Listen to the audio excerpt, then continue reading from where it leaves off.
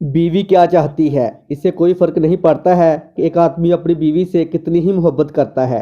अगर वो उसे ज़ाहिर नहीं करता है तो वो मोहब्बत महसूस नहीं करेगी। इससे कोई फ़र्क नहीं पड़ता है कि वो इसकी कितनी ही तारीफ़ करता है। अगर वो इसे नहीं दिखाता है तो वो इसकी तारीफ़ नहीं करेगी।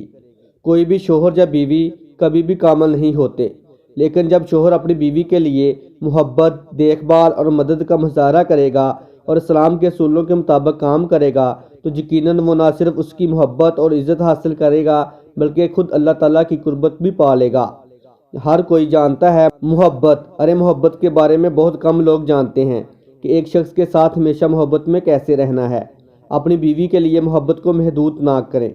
एक औरत वाकई ये चाहती है कि उसका शोहर उसका चेहरा अपने दोनों हाथों के दरमियान नरमी से पकड़े और उसे बताए कि वो कितनी खूबसूरत है, और बीवी भी चेहरे पर हमेशा मुस्कुराहट सी आए, अपने हम सफ़र की ज़िंदगी को पुरसकून बनाए।